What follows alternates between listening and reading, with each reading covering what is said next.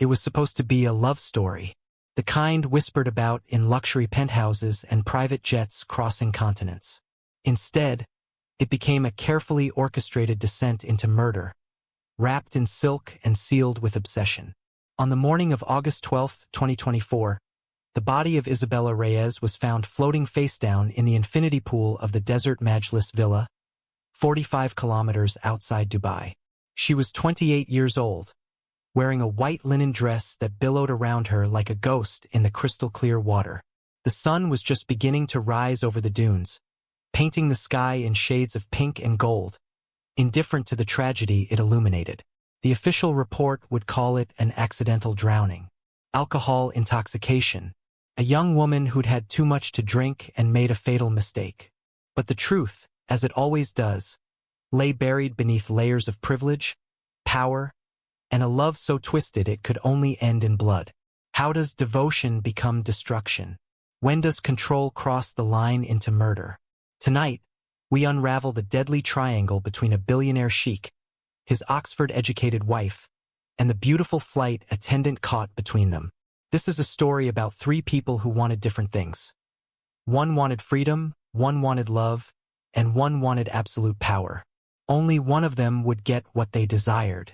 Sheikha Amira Al-Mazrouei was born on March 3, 1978, into one of the United Arab Emirates' most distinguished families.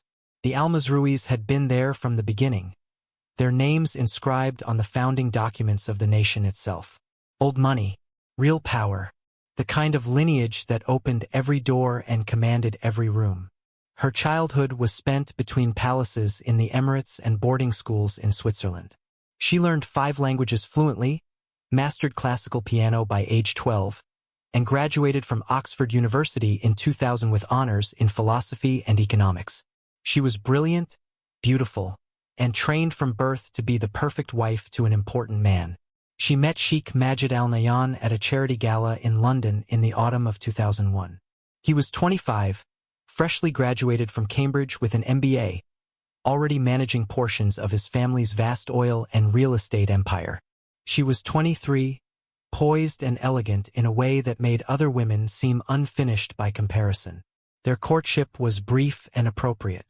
6 months of supervised dinners, family introductions, negotiations between fathers about suitable arrangements. They married in June 2002 in a ceremony that cost $8 million and was attended by dignitaries from 17 countries.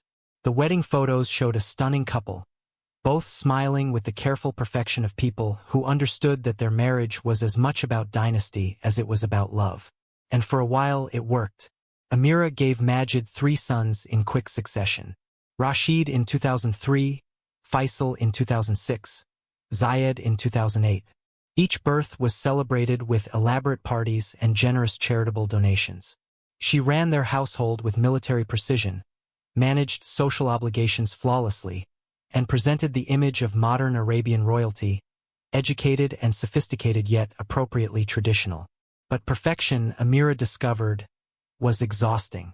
More than that, it was lonely. Majid was a good husband by most standards.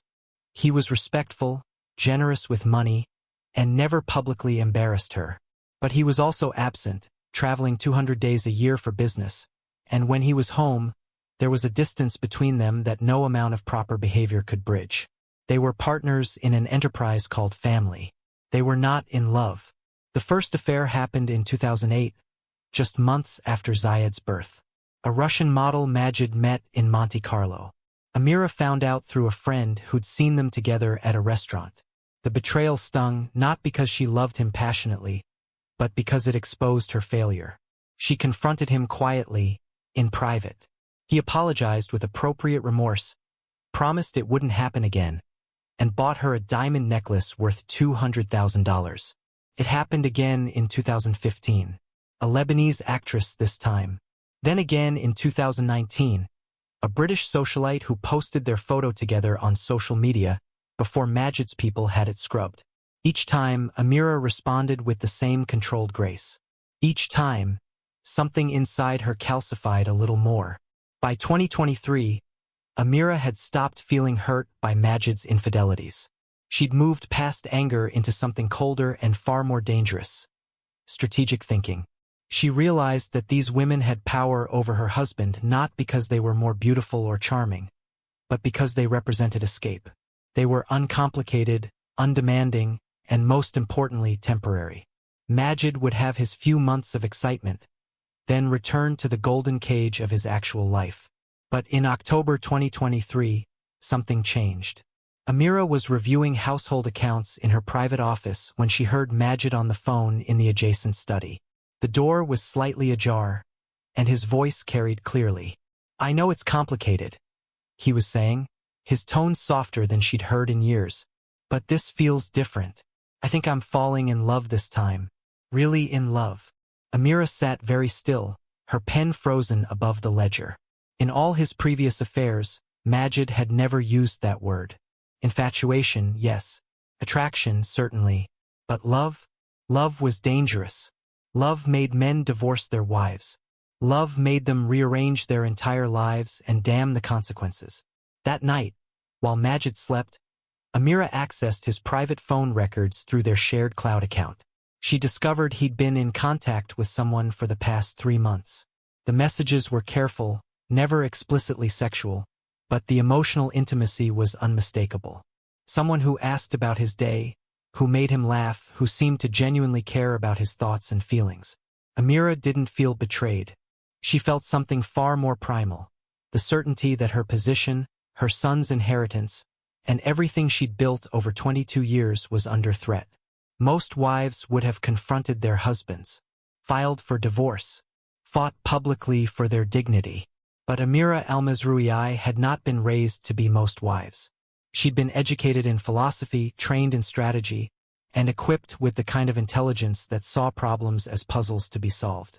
If Majid was falling in love, she couldn't stop it by demanding he stop. Forbidden love only intensified the attraction. No, she needed to control it, shape it, and ultimately, destroy it in a way that would ensure Majid never risked his family again. She began with research, weeks of it. She hired a private investigator, not to gather evidence for divorce, but to understand every detail of the woman Majid was seeing. Name: Isabella Reyes. Age: 28. Occupation: private jet flight attendant with VIP aviation services. Nationality: Filipino. Family: mother and younger brother in Manila. Financial status: deeply in debt due to medical bills. Amira studied the surveillance photos with the cool assessment of a scientist examining specimens. Isabella was beautiful, yes, but not extraordinarily so. What she had was warmth. In every photo, she was smiling, laughing, her whole face open and genuine in a way that Amira recognized she herself had never been. Isabella looked like someone who hadn't yet learned that life would disappoint you, that people would fail you, that the only person you could truly rely on was yourself. She also looked like someone who could be controlled. By November 2023, Amira had made her decision. She wouldn't try to end the affair. She would engineer it, make it happen on her terms with her oversight under conditions she could manage completely. She would give Majid his great love affair, let him believe he was experiencing genuine connection, and then she would destroy it so thoroughly that he would never dare to love anyone but her again. The plan was elegant in its simplicity. She would recruit Isabella herself, pay her to seduce Majid, monitor every moment of their relationship, and then eliminate her when it became inconvenient. Majid would be devastated, yes, but he would also be implicated. Trapped. Forever bound to Amira by shared secrets and the knowledge that she was the only person who truly understood the depths of his weakness. It wasn't about winning him back. It was about owning him completely. Amira pulled out a leather-bound notebook and wrote 2 words on the first page: Project Isabella. Then she began to plan a seduction that would end in murder. Every perfect crime requires the perfect accomplice, and Amira had hers. Nadira Hassan, 54 years old, who had been by her side for 28 years. Nadira's story was a familiar one in the Gulf states. Orphaned young in Cairo, she'd been brought to the Emirates by Amira's family when she was 26 to serve as a lady-in-waiting. She'd never married, had no family of her own, and had devoted her entire adult life to serving Amira with a loyalty that bordered on worship. To Nadira, Amira wasn't just an employer. She was savior, mother, and the center of her entire world. "I need you to make a new friend," Amira told Nadira in early December 2023, sliding Isabella's photograph across her private sitting room table. They were alone, as they always were for conversations like this. Her name is Isabella Reyes. She works for VIP Aviation, attends the Filipino Catholic Church in Carama every Sunday morning. "I need you to get close to her." Nadira studied the photo with the careful attention she gave to all of Amira's requests. "What do you need to know?" "Everything. Her debts, her dreams, her vulnerabilities. What she's afraid of, what she wants most in the world." But slowly, naturally, she can never suspect this is anything but genuine friendship. "How long do I have?" "As long as it takes. Months, if necessary. I need her to trust you completely." Nadira nodded once. She never asked why. In nearly 3 decades of service, she'd learned that Amira's reasons were her own, and questioning them was both unnecessary and unwelcome. The friendship began on December 10, 2023, at Our Lady of Perpetual Help Church in Carama, a modest building that served Dubai's substantial Filipino community. Nadira attended the 10 o'clock Mass, dressed simply in a conservative dress that wouldn't draw attention. She positioned herself in the pew directly behind Isabella, who sat alone, her head bowed in prayer with the intensity of someone who genuinely believed God was listening. After the service, Nadira approached her in the courtyard, where congregants gathered for coffee and pastries. "Excuse me, I'm new to this parish. Everyone seems to know each other, and I'm feeling a bit lost." Isabella turned, and her smile was immediate and genuine. "Oh, don't worry. Everyone's very welcoming here. I'm Isabella. Have you been in Dubai long?" 5 years, Nadira lied smoothly. "I work for a family in Emirates Hills." "And you?" 3 years. "I'm with VIP Aviation, private jet services." There was pride in her voice, the kind that came from having worked hard for a good position. "It's demanding, but I love it." They talked for 20 minutes about nothing important, the kind of small talk that builds the foundation of friendship. Nadira mentioned she was Egyptian, widowed, missed having women friends her own age to talk to. Isabella sympathized, mentioned her own mother back in Manila, how hard it was being so far from family. "Would you like to have coffee sometime?" Nadira asked as they were leaving. "It would be nice to have someone to talk to who understands what it's like to be away from home." "I'd love that," Isabella said, and meant it. Over the next 3 months, their friendship deepened with the careful patience of a spider spinning a web. Coffee every week after church. Shopping trips to the souks where Nadira taught Isabella how to bargain in Arabic. Long conversations about family, faith, the peculiar loneliness of immigrant life in a city of impossible wealth. Nadira was a master at this. She listened far more than she talked, asked gentle questions, and gave Isabella space to reveal herself. And reveal herself Isabella did, because she was lonely, and Nadira seemed genuinely interested in her life in a way few people ever had been. By late February, Nadira knew everything Amira needed to know. Isabella's mother, Luz, had survived breast cancer, but the medical bills had been crushing. $47,000 in debt, most of it on credit cards with interest rates that meant she'd never be able to pay it off on her salary. Her younger brother Miguel had been accepted to university but couldn't afford the tuition. Isabella sent home every spare dollar she made, living in a shared apartment with 2 other flight attendants, eating instant noodles for dinner, denying herself every luxury so her family could survive. She also learned that Isabella was devoutly Catholic, that she'd never had a serious boyfriend because she was waiting for someone special, that she dreamed of opening a small cafe in Tagaytay someday where she could be close to her mother and brother. Simple dreams. Decent dreams. The kind that made what Amira was planning feel even more cruel. On March 15, 2024, Nadira invited Isabella for coffee at a quiet cafe near Dubai Marina, far from Carama where they might be seen by anyone from church. The meeting had been planned carefully. Amira had transferred $10,000 into an account that morning, ready to be deployed the moment Isabella showed the slightest interest. "I need to talk to you about something," Nadira began once they were settled at a corner table, And I want you to listen before you say anything. Isabella's face showed concern. Is everything okay? Are you sick? No, nothing like that. This is about an opportunity. The family I work for, the Sheikah, she's noticed you. Noticed me? How? She doesn't even know me. She knows about your work ethic, your dedication. She knows you're struggling financially to support your family. Nadira paused, letting that sink in. She wants to help you. Isabella's expression shifted from confusion to suspicion. Help me how? I don't understand. This was the critical moment, and Nadira delivered it with perfect calibration. The Sheikah's husband, Sheikh Majid, he's a good man but a lonely one. Their marriage is complicated. She knows he has affairs and she's made peace with that. But she prefers to have some control over the situation, to ensure the women involved are decent people who won't cause scandals or make demands. Isabella's eyes widened. You're asking me to? No. Absolutely not. I'm not that kind of person. I'm not asking you to be. Listen to me. All you would need to do is be kind to him. Let him notice you. When he pursues you, and he will allow it to develop naturally. Be discreet, be respectful, and after 6 months or so, end things gracefully. That's all. That's all. Isabella's voice rose slightly. You're asking me to seduce a married man for money.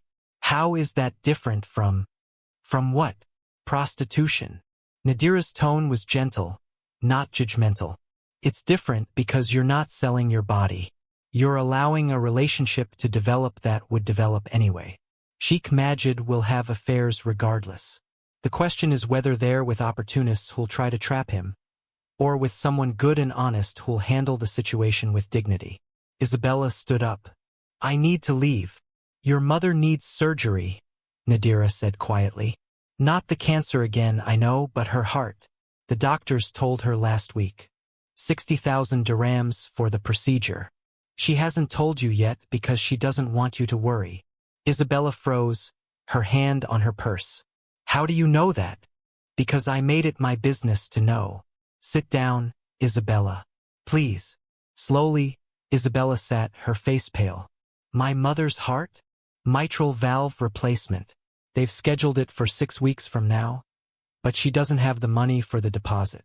She's been praying for a miracle. Nadira reached across the table, touching Isabella's hand. You could be that miracle. By becoming a mistress.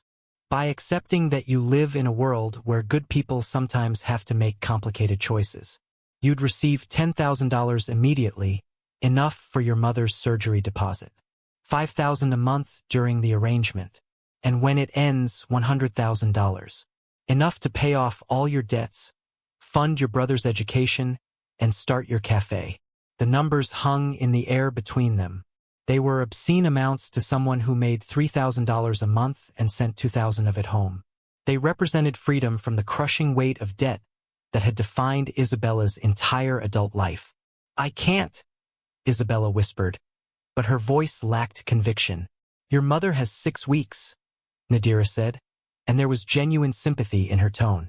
She liked Isabella, which made this harder. Can you afford to be proud? Isabella closed her eyes. Nadira could see her lips moving in silent prayer, asking God for guidance, for forgiveness, for some other option that didn't exist. When Isabella opened her eyes again, they were wet with tears. If I agreed, and I'm not saying I am, what exactly would I have to do?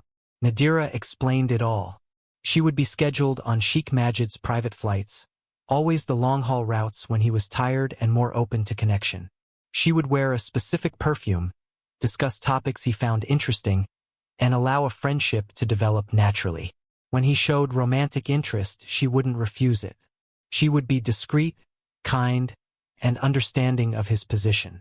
After 6 months, she would end things gently, claiming she'd met someone else or needed to return to the Philippines for family reasons. You're not stealing him from anyone, Nadira assured her. Their marriage will continue exactly as it always has.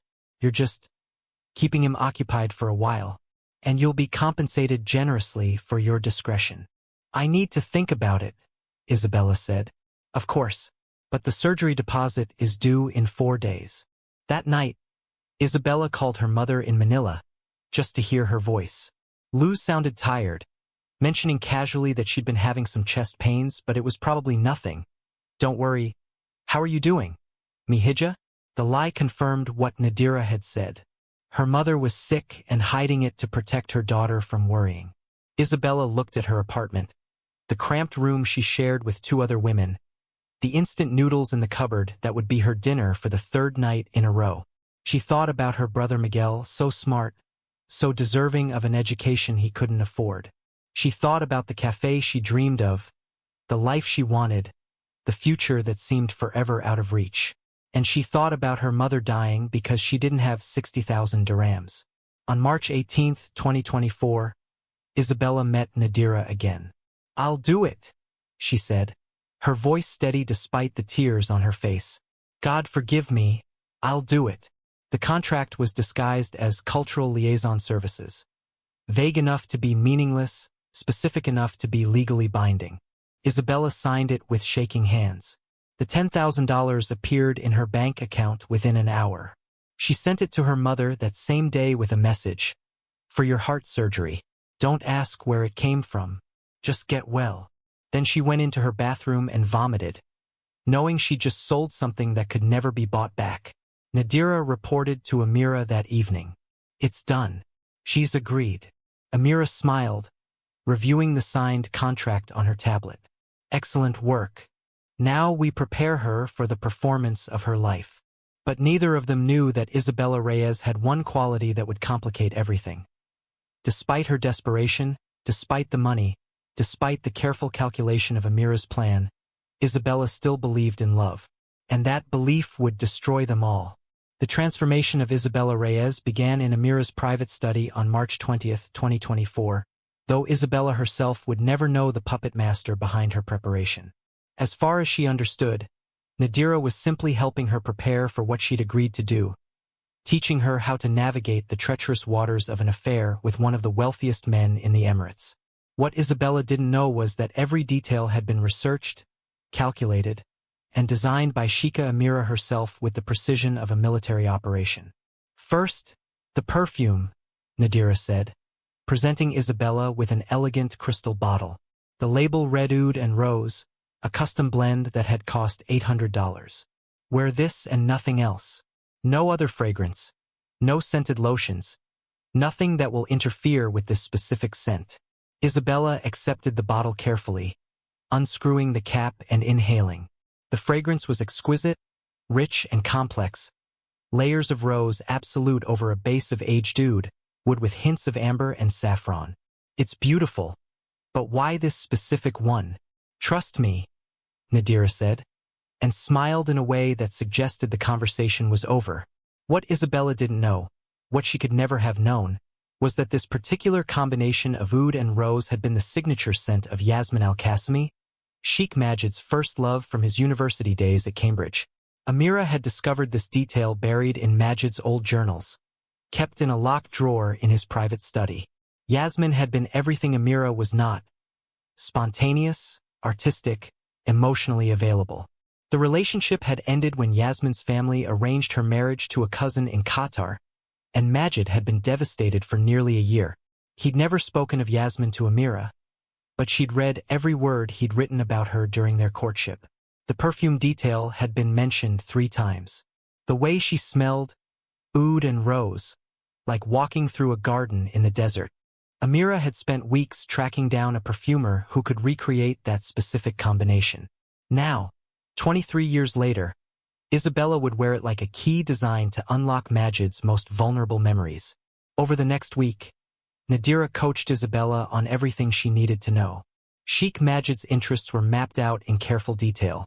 His passion for falconry, particularly the hunting traditions of the Bedouin. His love of classical Arabic poetry, especially the works of Mahmud Darwish and Nizar Qabbani. His fascination with vintage automobiles, particularly the engineering rather than the status they represented. His preference for documentaries over fiction films. "How do you know all this?" Isabella asked during one of their sessions. "The Sheikha pays attention to her husband, even if their relationship is complicated," Nadira replied smoothly. She wants this to be as painless as possible for everyone involved. That means you need to be someone he actually wants to spend time with, not just a beautiful face. Isabella absorbed it all with the diligence she'd once applied to her hospitality management studies. She watched documentaries about falconry, learned the difference between Saker falcons and peregrines. She read Mahmoud Darwish's The Butterfly's Burden and Nizar Qabbani's love poems, trying to understand the romanticism and melancholy that ran through Arabic poetry like a river. She researched vintage cars, memorizing details about pre-war Bugattis and 1950s Ferraris. But Nadira's most important instruction was about behavior. Never appear impressed by his wealth, she emphasized. Men like Sheikh Majid are surrounded by people who treat them like walking bank accounts. What captures their attention is someone who seems genuinely uninterested in what they can provide and genuinely interested in who they are. But I am interested in what he can provide, Isabella said quietly. That's why I'm doing this. I know, but he can never know that. You have to make him believe that you'd be just as interested in him if he were a taxi driver. That's the performance. Can you do it? Isabella nodded, though inside she felt sick. Every instruction, every detail, every carefully crafted aspect of this deception made her feel further away from the person she'd always believed herself to be. But the $10,000 was already in Manila, already paying for her mother's surgery deposit. There was no going back now. On March 25, 2024, Isabella reported for her first assignment on Sheikh Majid's private Boeing 777. The aircraft was spectacular, a flying palace with bedroom suites, a conference room, and a lounge that looked like it belonged in a five-star hotel rather than 40,000 feet in the air. But Isabella had been trained not to show awe, so she maintained her professional composure as she went through the pre-flight checklist with the chief steward.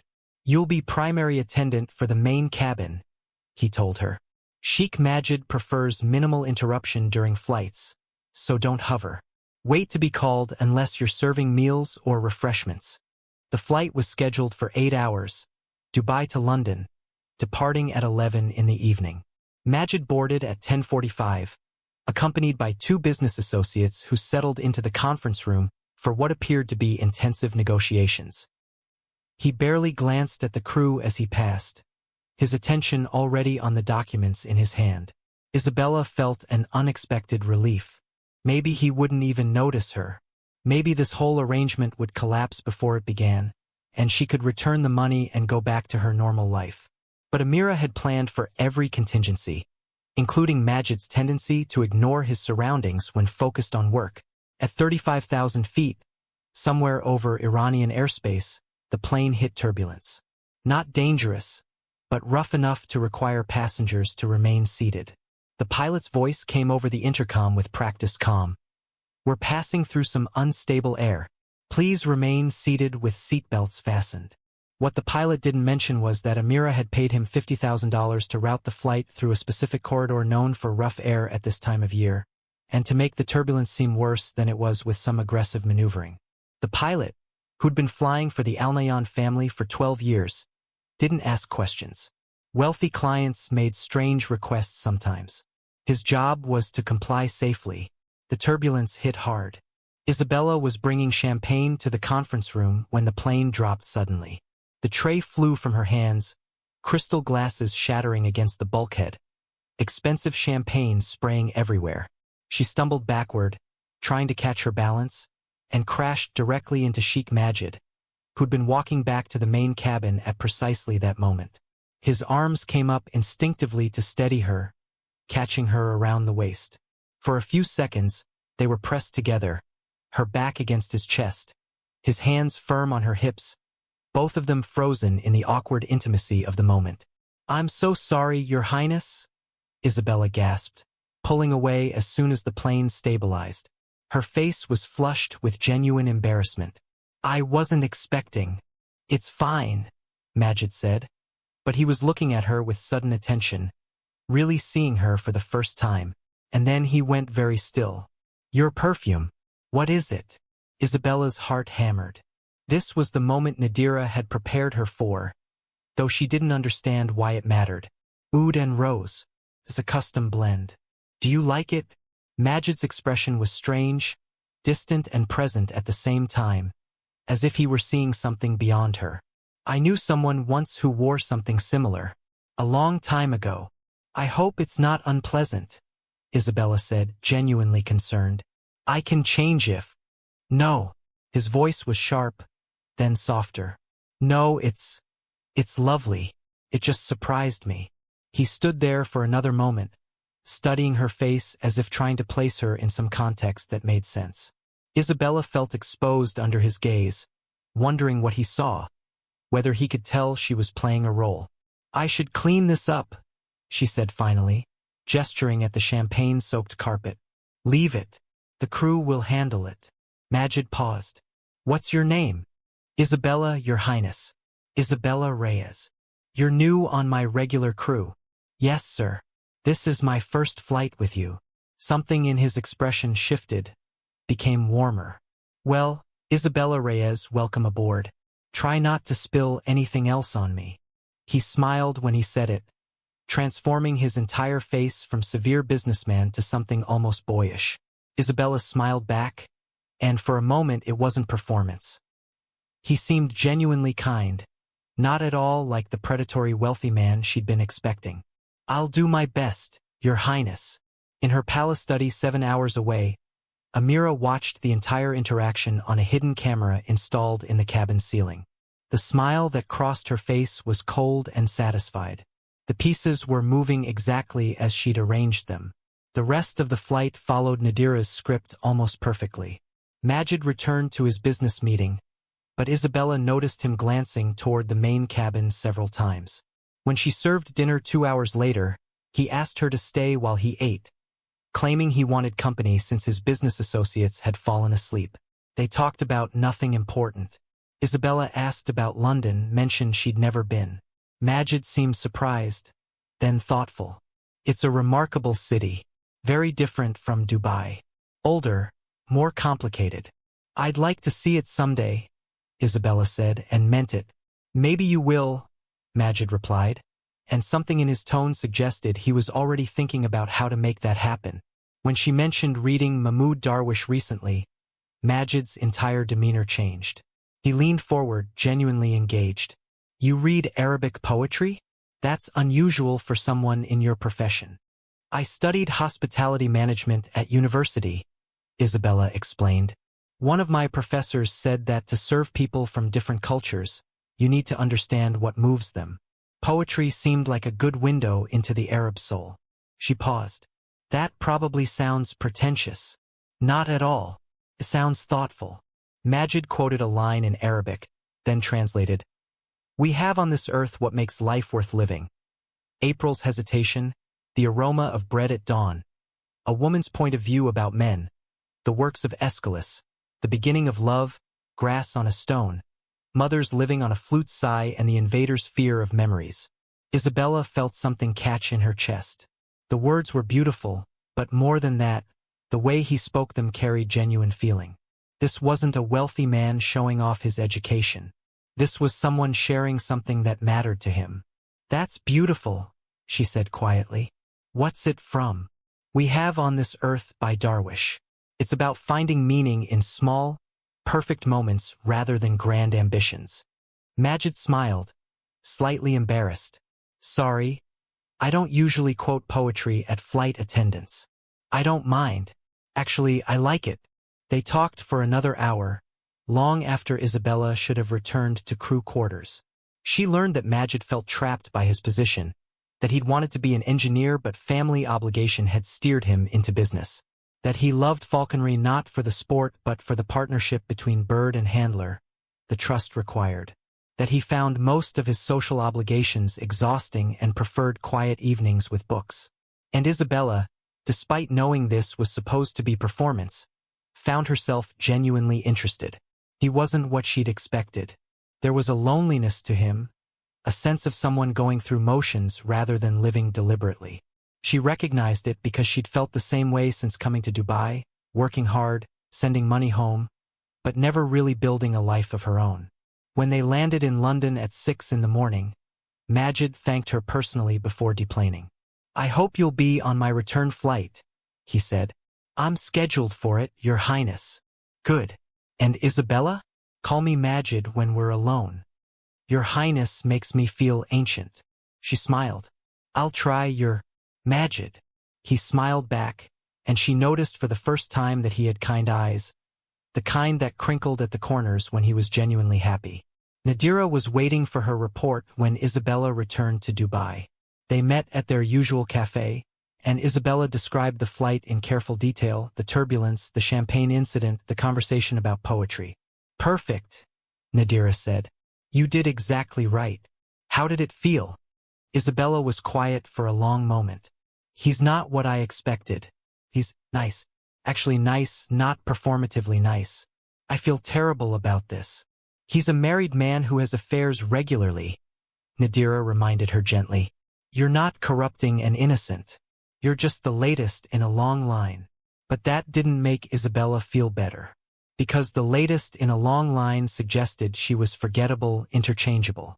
And the way Majid had looked at her, really looked at her like she mattered, didn't feel forgettable at all. Over the next 6 weeks, Isabella was scheduled on 8 of Majid's flights. Their conversations deepened with each journey. He told her about his sister who died young, how it had made him overly protective of the people he cared about. She told him about her mother's illness, her brother's dreams of becoming an engineer, her own hopes of opening a cafe someday. Why a cafe? Majid asked during a flight to Singapore in late April. Because it's small and manageable and mine, Isabella said. I've spent my whole life serving other people's dreams. I'd like to have one small thing that's just for me. That's not a small dream, Majid said seriously. That's the most important kind of dream there is. By May, the affair had moved beyond the airplane. Majid invited Isabella to dinner at the Palazzo Versace Dubai, booking a private suite so they wouldn't be seen. She accepted, knowing she was supposed to, but feeling a knot of dread in her stomach. That first evening together outside the safety of the aircraft changed everything. They had dinner on the terrace overlooking the creek, the Dubai skyline glittering in the distance. Majid had arranged for privacy, no staff hovering, no interruptions. It should have felt romantic. Instead, Isabella felt like she was standing on the edge of a cliff. Are you nervous? Majid asked, noticing her tension. Yes, she admitted. We don't have to do anything you're not comfortable with, he said, and seemed to mean it. I'm not expecting. I don't want you to feel pressured. That kindness made it worse. Because she was there under false pretenses, being paid to seduce him, and he was treating her with respect she didn't deserve. They talked for hours instead, about everything and nothing. As the evening wore on, Isabella felt the walls she'd built around this arrangement beginning to crumble. Majid wasn't a target. He was a man, lonely and trapped in his own life, reaching for something real in the only way he knew how. When he finally kissed her, it was gentle, almost tentative, asking permission rather than taking it. And Isabella, God help her, kissed him back with genuine feeling. They spent the night together, and afterward, Isabella cried in the bathroom while Majid slept. Not because she regretted it, but because she hadn't. Because it had felt real and right. And that meant she'd crossed a line from which there was no return. In her palace, Amira watched the hidden camera footage with cold satisfaction. 347 hours of video now, documenting every interaction, every tender moment, every private conversation. Her husband was falling in love exactly as she'd planned. But Amira noticed something else too, something that made her blood run cold. Isabella wasn't performing anymore. The careful distance Nadira had coached her to maintain had dissolved. The way she looked at Majid, the way her face softened when he spoke, the way she touched his hand. These weren't the actions of a woman playing a role. Isabella was falling in love too. And that, Amira realized with dawning horror, was not part of the plan at all. By late June 2024, the arrangement that was supposed to be temporary and controlled had evolved into something far more dangerous. An actual relationship. Isabella and Majid were seeing each other 3 or 4 times a week, not just on scheduled flights but at private villas, secluded restaurants, once even at a desert camp where Majid taught her about falconry with his favorite saker falcon perched on her leather-gloved arm. She likes you, Majid said. watching the bird settle calmly on Isabella's wrist. Sakers are particular about who they trust. It took me 6 months to earn her respect. Maybe she senses I'm terrified and is taking pity on me, Isabella replied, but she was smiling, genuinely delighted by the bird's fierce grace. Fear and respect aren't the same thing, Majid said. She respects you. That's rare. These were the moments that destroyed Isabella's resolve to maintain emotional distance. Majid in the desert, patient and knowledgeable, teaching her about traditions that went back centuries. Majid reciting poetry in Arabic and then translating it for her with genuine care. Majid asking about her mother's recovery from surgery, remembering details from conversations weeks earlier. She'd stopped reporting everything to Nadira by mid-June. The daily debriefs had become uncomfortable, then unbearable. Nadira noticed the change immediately. "You're pulling away," Nadira said during their meeting on June 18th. "Why?" "Because this doesn't feel like an arrangement anymore," Isabella admitted. "It feels real, and I hate lying to him." "You're being paid to make it feel real," Nadira reminded her. But there was concern in her voice. "That's the entire point. But you can't forget what this actually is. What if I want it to be more than that?" Nadira's expression hardened. "Don't be foolish. He's a married man from one of the most powerful families in the Emirates. You're a flight attendant from Manila. This can only end one way, and it's not with you becoming his wife." "Maybe not his wife," Isabella said quietly. "But maybe something. He's unhappy in his marriage. He's told me so. What if—" "Stop." Nadira's voice was sharp. "You're thinking like a woman in love instead of a woman in business. That's dangerous for everyone, especially you." But Isabella couldn't stop, because she was in love, desperately and completely, with a man who seemed to love her back. Majid had started talking about the future in careful, hypothetical terms. What if things were different? What if circumstances changed? What would you want then? And Isabella, abandoning all pretense, told him the truth. "I'd want you. Just you. I don't care about anything else." On July 15th, Majid took her to a private villa in the Arabian ranches, a sprawling estate with gardens and fountains and the kind of luxury that should have felt alien but somehow felt like home when he was there. They were having dinner on the terrace when he reached across the table and took her hand. "I need to tell you something," he said, "and I need you to be honest with me when I ask you a question." Isabella's heart hammered. Had he discovered the arrangement? Did he know about the money, the contract, Amira's involvement? "What is it?"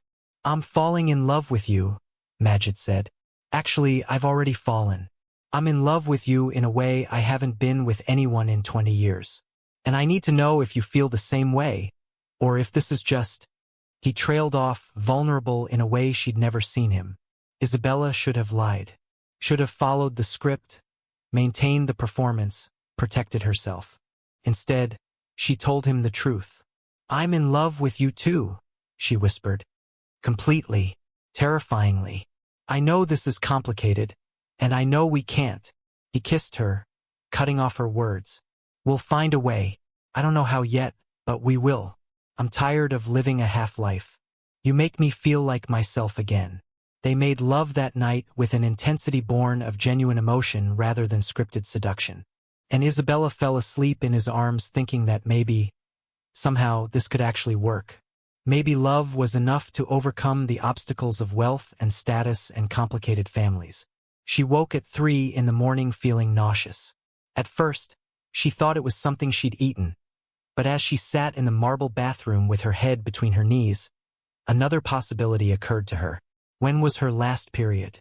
The realization hit like ice water. She was late, nearly 3 weeks late. Isabella sat on the bathroom floor of a villa worth millions of dollars, wearing one of Majid's shirts, and calculated dates in her head. They'd been careful most of the time, but not always. There'd been that weekend in May when passion had overridden caution. And once in early June when Majid had whispered that he wanted all of her. No barriers, just them. She'd said yes because she loved him, because in those moments consequences seemed distant and theoretical. Now consequences were potentially growing inside her. She didn't tell Majid immediately. She needed to be sure first. The next day, while he was at business meetings, she went to a pharmacy in a neighborhood where no one would recognize her and bought 3 pregnancy tests from 3 different brands. All 3 came back positive. Isabella sat on the floor of her cramped shared apartment, staring at 3 plastic sticks that had just changed her entire life. She was pregnant with the child of a married billionaire. A child conceived during an affair she'd been paid to orchestrate. A child that would complicate everything in ways she couldn't begin to calculate. Her first instinct was terror. Her second was something she didn't expect. Joy. She loved Majid. He loved her. They'd talked about a future together. A baby would make that future more complicated, yes, but also more real. More urgent. It would force decisions that had been theoretical into stark reality. And despite everything, the money, the lies, the impossible circumstances, she wanted this baby. Wanted it with a fierce protectiveness that surprised her. On July 28th, she told Majid. They were at the Arabian Ranch's villa again, having dinner at sunset. Isabella had barely touched her food, her stomach churning with nerves. "You're quiet tonight," Majid observed. "Is everything all right?" "I need to tell you something," Isabella said, and heard her voice shake. "And I don't know how you're going to react." Majid set down his fork, giving her his complete attention. "Whatever it is, we'll handle it together." "I'm pregnant," she said simply. "About 6 weeks." The silence that followed felt eternal. Majid's face went through a series of expressions. Shock, confusion, and then something that looked like wonder. "You're certain?" "3 tests, and I'm never late. I'm very regular, and I'm 3 weeks overdue." More silence. Isabella felt her heart breaking. He was going to tell her this was impossible, that she needed to handle it, that he couldn't. "A baby?" Majid whispered, and there were tears in his eyes. "Our baby. You're not angry?" "Angry?" He stood up so quickly his chair toppled backward. He came around the table and pulled her into his arms. "Isabella, I'm 50 years old. My sons are adults. I thought I'd never have another child. And now you're telling me that we created a life together." He pulled back to look at her face. "This is terrifying and wonderful and the most real thing that's ever happened to me." Isabella burst into tears, relief and fear tangling together. "What are we going to do?" "We're going to make this work," Majid said firmly. "I'm going to leave Amira. Properly this time, not just talking about it. I'll divorce her or I'll take a second wife or whatever needs to happen legally. But I'm not letting you go through this alone. I'm not abandoning our child. Your family will have to accept it. I've spent my entire life doing what's expected. This is my chance to do something real, to build something that matters." He placed his hand on her still flat stomach. "This baby, this is what matters." They sat on the terrace for hours, making plans that felt both impossible and inevitable. Majid would consult with lawyers about the cleanest way to proceed. Isabella would move to a better apartment, somewhere safe and comfortable. They would tell people when the time was right. "There's something I need to tell you first," Isabella said as the night deepened. "Before we go any further. About how we met." "What about it?" "Majid, when I was first assigned to your flights, it wasn't random. Someone arranged it. Someone paid me to." "To what?" His voice had gone very quiet. Isabella took a breath, ready to confess everything. Nadira, Amira, the contract, the money. Ready to destroy the lies and face whatever consequences came. But Majid cut her off, pulling her close. "Nothing before this moment matters," he said. "Whatever brought us together, whoever engineered it, none of that changes how I feel. We're starting fresh. Today. Right now. This is our beginning." Isabella wanted to insist. Wanted to tell him the truth so there would be no secrets between them.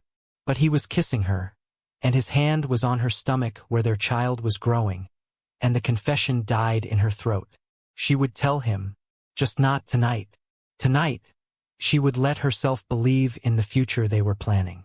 In her palace study, Amira sat frozen in front of the video monitor, having heard every word of the conversation. The wine glass in her hand had cracked, red wine dripping onto her white dress, but she didn't notice.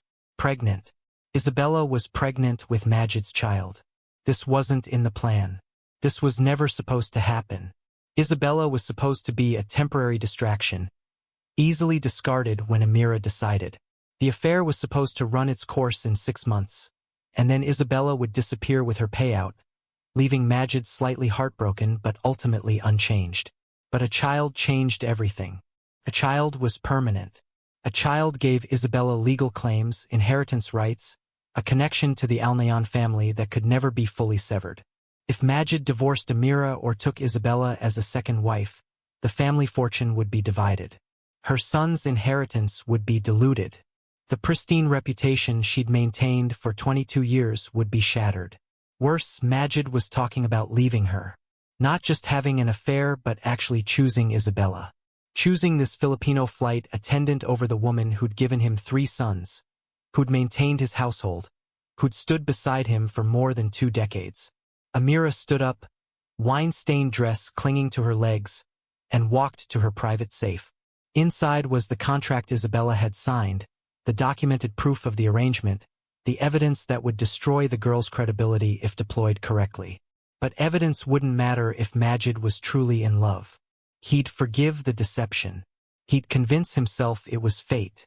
He'd frame Isabella as a victim of circumstance rather than a participant in manipulation. No, evidence wasn't the solution anymore. Amira's hand hovered over another item in the safe. A small vial of clear liquid, something she'd acquired years ago from a contact in pharmaceutical circles. GHB, gamma-hydroxybutyric acid, a sedative that was colorless, nearly tasteless, and very effective. She'd kept it for years without really knowing why. Some instinct for preparation against unknown future needs. Now she knew why. Isabella couldn't be blackmailed into leaving. She was too in love, too committed to this fantasy of a future with Majid. The pregnancy had given her hope, made her believe she could actually win. But Isabella could be eliminated. Quietly, permanently, in a way that looked like tragic accident rather than calculated murder. Amira closed the safe and called Nadira to her study. "We have a problem," she said when her lady-in-waiting arrived. "Isabella is pregnant with Majid's child. They're planning a future together." Nadira's face paled. That wasn't supposed to happen. She was supposed to. I know what she was supposed to do. But she fell in love. And now she's carrying the heir to a fortune that should belong to my sons. Amira's voice was ice. "We need to fix this." "How?" Amira looked at her oldest friend, her most loyal servant, the woman who would do anything she asked without question. "How permanently can you fix a problem, Nadira?" Understanding dawned in Nadira's eyes, followed by fear. "Sheikha, if you're suggesting..." "I'm not suggesting anything. I'm telling you that Isabella Reyes has become a threat to everything I've built. To my marriage, my family, my son's future. And threats need to be eliminated." "Murder." Nadira whispered the word like a curse. "Accident," Amira corrected. "Tragic, unavoidable accident. Pregnant woman, probably drinking despite the pregnancy. Foolish decision to swim alone at night. Terrible drowning. It happens. I can't. You can. You will. Because you owe me everything you have. And this is what I'm asking for in return." Nadira stood silent for a long moment, decades of loyalty warring with basic human decency. Finally, she nodded once. "What do you need me to do?" And Amira began to explain exactly how they would murder Isabella Reyes and make it look like an accident that no one would ever question. August 10th, 2024, began like any other day in Isabella Reyes's transformed life. She woke in her new apartment in Dubai Marina, paid for by Majid, sunlight streaming through floor-to-ceiling windows overlooking the water. At 8 weeks pregnant, the morning sickness had mostly passed, replaced by a constant low-grade nausea and a bone-deep fatigue that made even simple tasks feel monumental. She placed her hand on her still flat stomach, marveling at the secret growing there. In 2 days, she had an appointment at the American hospital for her first ultrasound. Majid had insisted on coming with her, despite the risk of being seen together. "I'm not missing this," he'd said firmly. I don't care who sees us. This is my child too. His lawyers were drawing up divorce papers. The process would be complicated, expensive, and public, but Majid seemed determined. I've lived according to other people's expectations for 50 years, he told her last week. It's time I lived for myself, for us, for our family. Isabella wanted to believe it was possible, that love could overcome the massive obstacles in their path, that she could actually have the future she'd started to imagine. A home with Majid, their baby, maybe eventually her mother and brother close by. A real family, built on genuine feeling rather than duty or arrangement. The guilt about how they'd started still gnawed at her. She tried 3 more times to tell Majid the truth about Nadira and the arrangement, but each time he'd deflected. The past doesn't matter, he'd say. Only the future we're building. Part of her wondered if he suspected something and simply didn't want to know. As long as they never spoke the truth aloud, it couldn't hurt them. Her phone buzzed at 2 in the afternoon. A message from a number she didn't recognize. Isabella, this is Majid. My regular phone died and I'm using a colleague's. Can you meet me at Desert Majlis Villa tonight at 7 p.m.? I have a surprise for you. Don't tell anyone. I want this to be our secret moment. K. Isabella's heart lifted. The Desert Majlis Villa was where Majid had first told her he loved her, where they'd spent long weekends planning their impossible future. A surprise there could only mean something wonderful. Maybe he'd finalized the divorce paperwork. Maybe he'd bought her a gift for the baby. Maybe he just wanted a romantic evening away from the world. She texted back, I'll be there. Should I bring anything? The response came quickly, just yourself. Everything else is taken care of. What Isabella didn't know was that the message hadn't come from Majid at all. It had been sent from a burner phone, purchased with cash at an electronics shop in Sharjah, by Nadira Hassan following Amira's precise instructions. What Isabella didn't know was that Majid was in Abu Dhabi at a business conference. His phone very much alive and in his possession, completely unaware that his name was being used to lure the woman he loved into a trap. What Isabella didn't know was that at that very moment, Amira was at the Desert Majlis Villa personally overseeing the preparations for murder. The villa was magnificent, a modern interpretation of traditional Arabian architecture sitting on 5 acres of private desert property 45 kilometers outside Dubai. Majid had purchased it 3 years ago as a personal retreat, somewhere he could escape the demands of public life. The property had a main house, guest quarters, staff housing, and an infinity pool that seemed to pour directly into the desert beyond.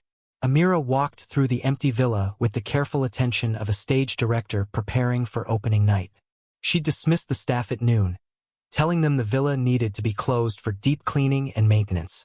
The housekeeper had been surprised. The villa was immaculate, but a generous bonus had smoothed over any questions. Now Amira was alone, and she had work to do. First, the security system.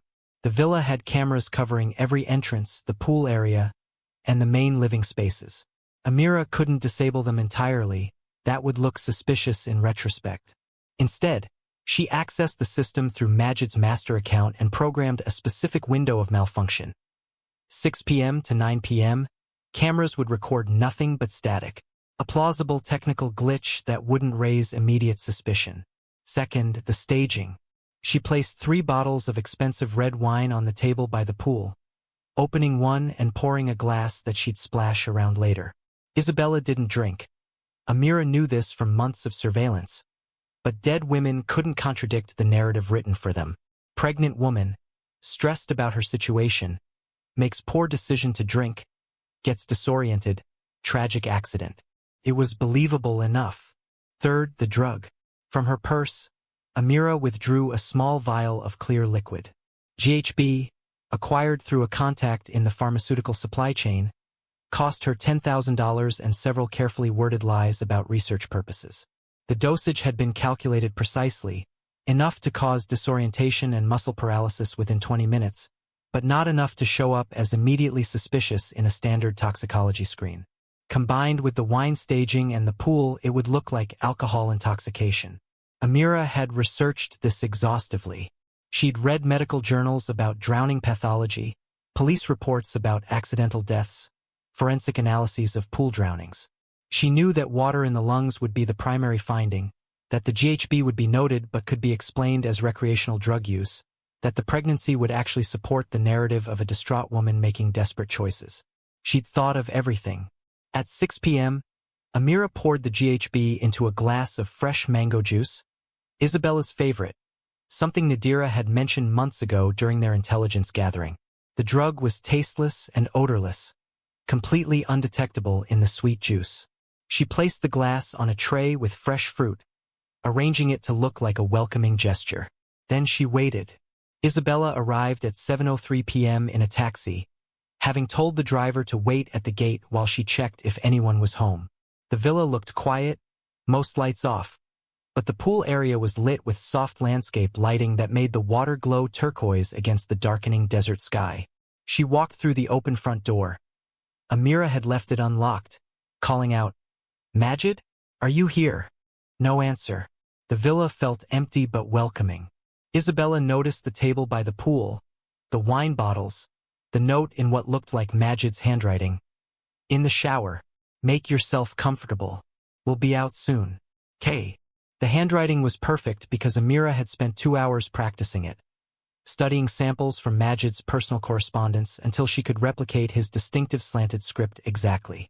Isabella smiled, setting down her small purse and the gift she'd brought. A vintage book of Arabic poetry she'd found at a rare bookshop in Karama, something she thought Majid would love. She walked to the pool edge, looking out at the desert beyond. It was beautiful here, peaceful in a way Dubai's frantic energy never achieved. She was so absorbed in the view that she didn't hear Amira approach from inside the villa. "Hello, Isabella." Isabella spun around, her heart jumping. "Sheikha, I didn't expect. I thought Majid was here." Amira stood in the doorway wearing simple black clothing, her face composed but her eyes cold. "Majid isn't coming. I sent that message, using his name to get you here." The world seemed to tilt. Isabella's hand instinctively went to her stomach, protective. "Why? What do you want?" "To talk. To resolve this situation like adults." Amira gestured to the table. "Please sit. Have some juice. Let's discuss this rationally." Every instinct screamed at Isabella to run, but Amira was blocking the main exit, and Isabella's phone was in her purse on the table. Besides, they were alone in the desert. Where would she go? "I'd rather stand," Isabella said, trying to keep her voice steady. "I'd rather you sit." Amira's tone was pleasant but firm. "You're carrying my husband's child. That makes this conversation important for both of us." Slowly, Isabella sat at the table, keeping distance between herself and Amira. The Sheikha sat across from her, perfectly composed, and pushed the glass of mango juice closer. "You must be thirsty after the drive. Please, drink." "I'm not thirsty. I insist. It's fresh mango juice. I know it's your favorite." The fact that Amira knew her favorite drink felt like a violation. How long had she been watching? How much did she know? "How did you know where to find me?" Isabella asked. "I've known everything from the beginning," Amira said simply. "Every flight, every dinner, every private moment you thought was secret. I have cameras in Majid's jet, in his villas, in his cars. I've watched your entire relationship unfold." Isabella felt sick. "You've been spying on us?" "I've been protecting my interests. There's a difference." Amira leaned forward. "Did you really think I wouldn't notice my husband falling in love? Did you imagine I'd just accept some flight attendant stealing him away? I didn't steal anything. Majid chose. Majid chose the fantasy you were paid to provide." Amira's smile was razor-sharp. "Yes, Isabella. I know about the arrangement with Nadira. The money, the contract, the careful seduction. Because I'm the one who orchestrated all of it." The words hit like physical blows. Isabella's mind raced backward, re-examining everything. Nadira's friendship, the offer, the specific instructions about perfume and poetry and how to behave. You set this up?" "Every detail. I recruited you through Nadira. I researched what would appeal to Majid. I scripted your seduction down to the turbulence that threw you into his arms. Amira's voice was matter-of-fact, as if discussing a business transaction. You were supposed to be a 6-month distraction. A lesson for my husband about the consequences of his wandering attention. Then you were supposed to disappear. But I fell in love with him. Isabella's voice broke. And he loves me. You can't control that. Can't I? Amira pulled out her phone, showing Isabella footage of their most intimate moments. Conversations in the airplane, dinners at private restaurants, the night they'd conceived their child. I have hundreds of hours of evidence. I can make you look like a calculating gold digger who planned this pregnancy to trap a billionaire. I can destroy you so completely that Majid won't even remember why he thought he loved you. He'll never believe that. Won't he? Men believe what they want to believe. And when faced with evidence that his great love was a paid arrangement, he'll choose to believe the worst. It's easier than accepting he was manipulated. Isabella stood up, the chair scraping against stone. I'm leaving, and I'm telling Majid everything. Sit down. Amira's voice cracked like a whip. We're not finished. Yes, we are. You can threaten me all you want, but I love him, and he loves me, and our baby. Your baby will never be born. The words hung in the air, their meaning clear and terrible. Isabella backed toward the pool, looking for escape routes. You're insane. I'm practical. You've become a problem, Isabella. A threat to my marriage, my family, my son's inheritance. And I eliminate problems. Amira stood, moving with predatory grace. I was willing to offer you money to disappear. $500,000 for an abortion and a permanent exit. But you're too in love to be rational. Too naive to understand that you can't win against someone like me. Majid will know. If anything happens to me, he'll know you did it. Will he? A pregnant flight attendant, stressed about her uncertain future, invited to a remote villa, drinks too much despite the pregnancy, decides to swim alone, tragically drowns. Amira gestured at the wine bottles. The security cameras will show you arriving alone. They'll malfunction during the critical hours, technical glitch. You'll be found tomorrow morning by staff, and it will be ruled an accident. Isabella's heart hammered. She was alone with a woman planning to murder her, 45 kilometers from help, with no phone and no escape. Please, she whispered, hand on her stomach. Please don't do this. I'll leave. I'll go back to the Philippines. I'll never contact Majid again. I don't believe you. You love him too much. You'll always be out there waiting, hoping. And someday he'll be weak, and he'll go back to you, and this will all start again. Amira shook her head. No, this ends tonight. Permanently. The juice, Isabella said, understanding flooding through her. You put something in the juice. GHB, a sedative. If you drunk it, this would be easier for both of us. You'd just fall asleep by the pool, and then, Amira mimed pushing something into water. Isabella ran. Pure instinct, no plan, just desperate flight toward the house, toward possible help, toward anywhere that wasn't this woman and her cold calculation of murder. But Amira was faster, and she'd planned for this possibility. She caught Isabella's arm, yanking her backward with surprising strength. Isabella stumbled, falling hard onto the stone patio, her head cracking against the edge of the pool coping. Pain exploded through her skull. Her vision blurred. She tasted blood. Amira stood over her, breathing hard but still composed. I really hoped you'd drink the juice. This is messier than I wanted. Isabella tried to crawl away, but her body wouldn't cooperate. The blow to her head had disoriented her completely. She felt Amira's hands on her shoulders, dragging her toward the pool edge. No, Isabella managed, the words slurred. Please, baby. I know, Amira said, and there was something almost like regret in her voice. If it helps, I don't enjoy this. You're not a bad person, Isabella. You're just in my way. The water was cold when Isabella hit it, shocking her back to partial awareness. She tried to swim, but her arms wouldn't coordinate. The head injury had stolen her ability to move properly. She managed to surface once, gasping, seeing Amira standing at the pool edge watching her with clinical detachment. "Help!" Isabella choked out, water filling her mouth. "Please!" Amira didn't move, just watched as Isabella went under again, struggling weakly, her body refusing to obey the desperate commands of her brain.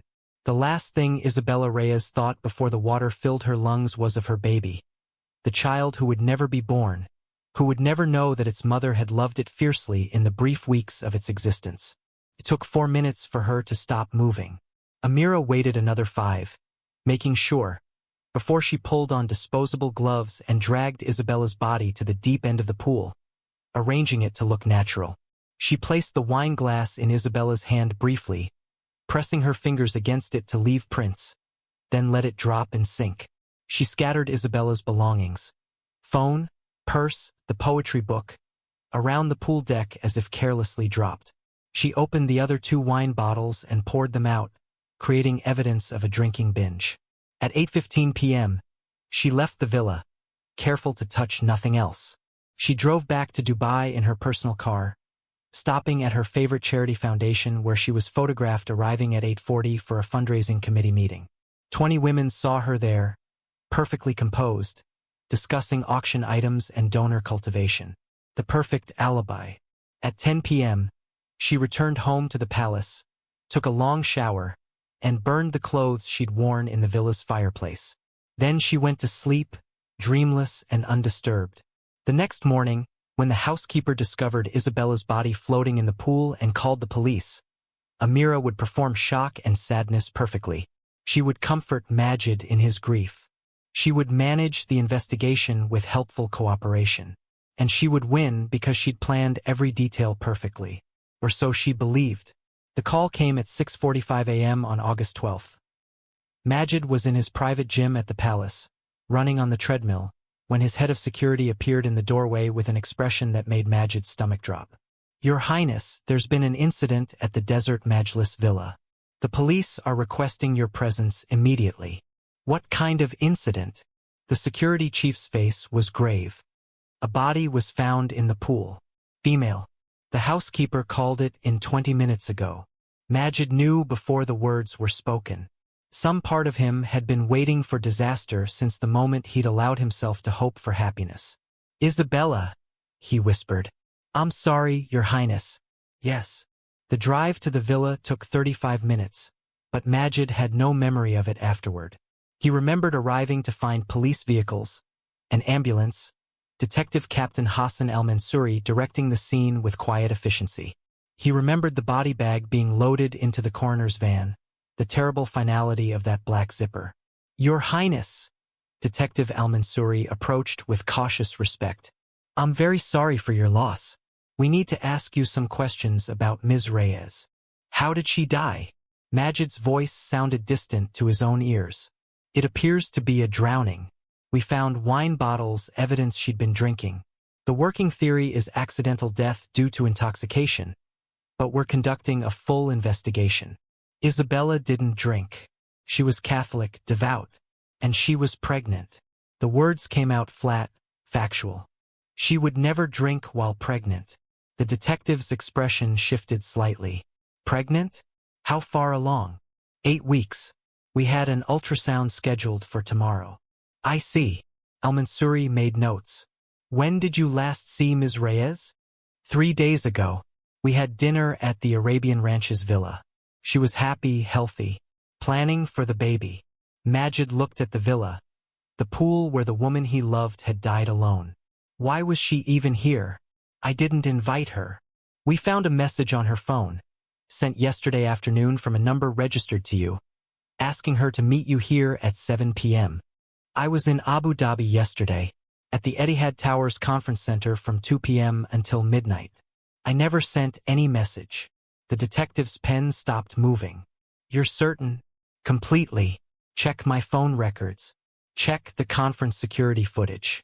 I wasn't even in Dubai." This was the first crack in Amira's perfect plan, though she didn't know it yet. She'd assumed Majid would have no solid alibi for the evening, that his schedule would be vague enough to create confusion. She hadn't known about the Abu Dhabi conference, the timestamp security footage, the witness statements from dozens of attendees. "We'll need your phone for analysis," al-Mansouri said carefully. "And we'll need a formal statement about your relationship with Ms. Reyes." Majid handed over his phone without hesitation. "She was the love of my life. We were planning a future together. Someone set this up.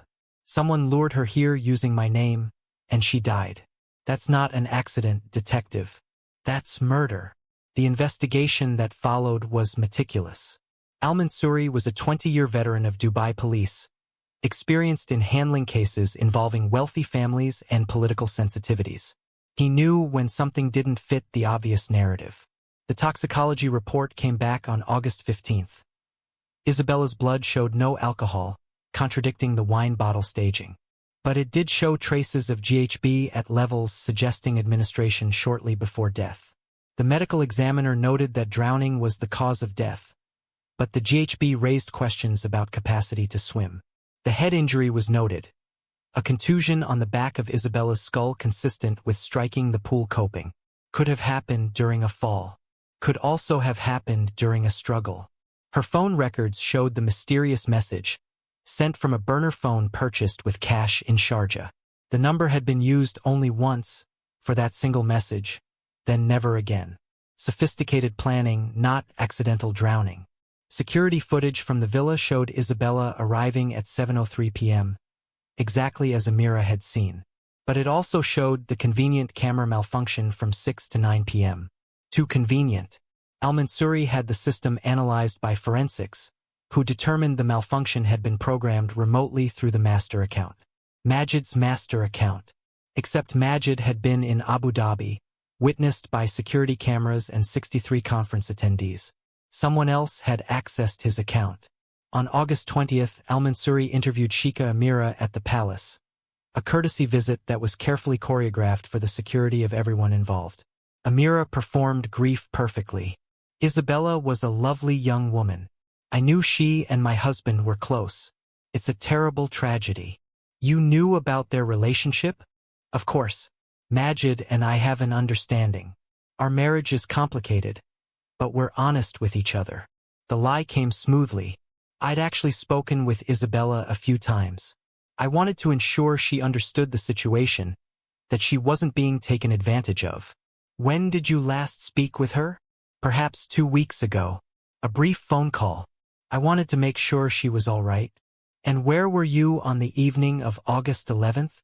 I had a charity committee meeting at the Al-Jalila Foundation from 8:30 until almost 11. 20 women can verify I was there the entire time. Perfect alibi, perfectly delivered. But al-Mansouri was thinking about timelines. Isabella had arrived at the villa at 7:03. The cameras malfunctioned at 6 p.m. Amira's alibi started at 8:30. That left 2.5 hours unaccounted for. And before the meeting? At home, preparing for the meeting, making phone calls, managing household matters. Can anyone verify that? My household staff. I'm rarely alone. Al-Mansouri made notes, watching Amira's face carefully. She was too composed. Most people, even innocent ones, showed some nervousness when questioned by police. Amira showed nothing but calm cooperation. One more question, Your Highness. How well do you know Nadira Hassan? The tiniest flicker crossed Amira's face. Nadira has been with my family for nearly 30 years. She's completely trustworthy. And did she know Ms. Reyes? I have no idea. You'd have to ask Nadira. But when al-Mansouri interviewed Nadira on August 22nd, her story began to crack under pressure. Yes, I knew Isabella. We attended the same church. How well did you know her? We were friends. I tried to help her when I could. Help her how? Nadira hesitated, just for a moment. She was struggling financially. I gave her advice, helped her find opportunities. What kind of opportunities? Just work opportunities. Better flights, better clients. Al-Mansouri let the silence stretch. He'd learned over 2 decades that silence made guilty people talk. There was an arrangement, Nadira finally said, her voice barely above a whisper. But it wasn't my idea. I was just following orders. Whose orders? I can't say. I'll lose everything. A woman is dead, Ms. Hassan. Isabella Reyes and her unborn child. If you know something about how she died, you need to tell me. Nadira broke then, tears streaming down her face.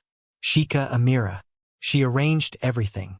She wanted Isabella to seduce Sheikh Majid, to have an affair that Amira could control. But it went wrong. Isabella fell in love, got pregnant. Amira said she was a threat that needed to be eliminated. Eliminated how? I don't know. I swear I don't know. Amira told me to stay away from Isabella after the pregnancy. She said she would handle it herself. The confession was explosive but legally problematic. Nadira had no direct evidence of murder, just knowledge of the arrangement and Amira's stated intentions. It wouldn't be enough for an arrest, but it was enough to shift the investigation's focus. On August 25th, forensic analysts delivered a critical finding. The wine bottles at the scene had been wiped clean of prints and then handled briefly by Isabella, suggesting they'd been staged after her death. More damning, analysis of the pool filtration system showed fabric fibers consistent with expensive black silk, the kind Amira preferred, in the skimmer basket. Amira had been at the villa recently. Despite her denials, Al-Mansuri knew he was close to proving murder, but he needed something stronger. He needed evidence that would hold up against the legal firepower a woman like Amira could deploy. And then, on September 3rd, it arrived. A package from Manila, addressed to Sheikh Majid Al-Nahyan, sent by overnight courier with signature required. Majid opened it alone in his study, the study where he'd spent the last 3 weeks drinking and mourning and trying to understand how the world could be so cruel. Inside was a letter, written in Isabella's careful handwriting, dated July 30th, 2024. My dearest Majid, it began. If you're reading this, something has happened to me. I'm writing this as insurance because I've started to feel afraid, though I can't quite articulate why. There are things you need to know, things I should have told you weeks ago but was too afraid to say. The letter detailed everything. The arrangement with Nadira, the money paid to seduce him, Amira's orchestration of their entire relationship, but also Isabella's genuine love, her regret for the deception, her hope that despite how it started, what they'd built together was real. I was going to tell you everything, she wrote. I tried several times, but you kept saying the past didn't matter. But it does matter, Majid. You deserve to know the truth. I was paid to make you fall in love with me, but I fell in love with you for real. Our baby is real. My feelings are real. Everything else is a lie built on Amira's manipulation. If something happens to me, please know it wasn't an accident. Amira told me last week that I was a threat that needed to be eliminated. I thought she meant through blackmail or deportation. Now I'm not so sure. She's capable of anything to protect her position. I've included copies of the contract I signed, recordings of conversations with Nadira, bank statements showing the payments. This is the truth. I'm so sorry I didn't tell you sooner. I love you. I love our baby. And if I'm gone, please don't let her get away with it. Forever yours, Isabella. Attached were copies of everything she'd described. Documentary evidence of the arrangement, the conspiracy, and most importantly, Amira's stated intention to eliminate the problem. Majid sat in his study for 3 hours, reading and rereading the letter, looking at the evidence, understanding finally the full scope of his wife's manipulation. She hadn't just tolerated his affair with Isabella. She'd created it, scripted it, and when it became real, when genuine love complicated her control, she'd murdered the woman carrying his child. At midnight, Majid called Detective Al-Mansuri and handed over everything. The arrest came at dawn on September 5th. Amira was taken from the palace in handcuffs, her perfect composure finally cracking as she realized the evidence against her was overwhelming. Nadira was arrested as an accessory. Both were denied bail, deemed flight risks with resources to disappear. The trial became an international sensation. Billionaire Sheikh's wife murders pregnant mistress. The evidence was circumstantial but compelling. The arranged affair, the stated threats, the staged crime scene, the forensic evidence placing Amira at the villa, and most damning, Isabella's letter from beyond the grave. Amira's defense argued that Isabella had been a manipulative gold digger who'd staged her own death to frame Amira, that the evidence was fabricated, that a woman of Amira's stature would never risk everything for murder. But the prosecution painted a different picture. A woman so obsessed with control that she'd orchestrated an affair to trap her husband, then committed murder when that control slipped away. On December 18, 2024, after 6 weeks of testimony, the jury deliberated for 11 hours before returning a verdict: guilty of premeditated murder. Sheikha Amira Al-Mazrui was sentenced to life imprisonment without possibility of parole. In the UAE, she could have faced execution, but the judge cited the circumstantial nature of some evidence and her lack of prior criminal history as mitigating factors. Nadira Hassan received 15 years for conspiracy and accessory to murder. Majid sat in the courtroom gallery every day of the trial, watching the woman he'd been married to for 22 years revealed as a murderer. When the verdict was read, he felt nothing. All his emotion had died in that pool with Isabella and their unborn child. 6 months later, Majid sat alone in his study, holding the ultrasound photo Isabella had never gotten to take. He'd had it created by the medical examiner based on the fetus's development, a small mercy that felt like cruelty. He'd divorced Amira while she awaited trial. Their 3 sons had cut contact with their mother, unable to reconcile the woman who'd raised them with the monster who'd committed murder. The palace felt like a mausoleum. Majid had moved most of his operations to London, unable to bear living in the place where he'd been so thoroughly deceived. On his desk sat 2 items: Isabella's letter and a small wooden box containing her ashes. Her family had allowed him to keep half, a generosity he didn't deserve. The other half was buried in Manila, next to the plot reserved for her mother. Every day, Majid read the letter again. I fell in love with you for real. Our baby is real. My feelings are real. He believed her, but belief didn't bring her back. It didn't resurrect their child. It didn't undo the fact that his wife's obsession had destroyed everything good in his life. Amira, in her prison cell, received regular updates on Majid's life through her lawyer. She learned that he'd established the Isabella Reyes Foundation, providing scholarships for Filipino women in hospitality careers. That he'd paid off Luz Reyes's medical debts and funded Miguel's engineering education. That he visited Isabella's grave in Manila once a month. She learned that he'd never remarried, never dated, never moved on. And in the twisted logic of her obsession, Amira considered this a victory. She hadn't kept Majid through love, but she'd kept him through trauma. He would never belong to anyone else again. His grief was her final claim on him. From her cell, she wrote him a letter. The guards delivered it, though they advised him not to read it. He read it anyway. My dearest Majid, it began. People will call what I did insane. They'll say obsession destroyed us. But I see it differently. I loved you so completely that I was willing to do anything to keep you. That's not weakness. That's devotion in its purest form. You'll spend the rest of your life mourning Isabella. You'll convince yourself she was your great love, your missed chance at happiness. But here's what you'll never admit. You loved her because I created her for you.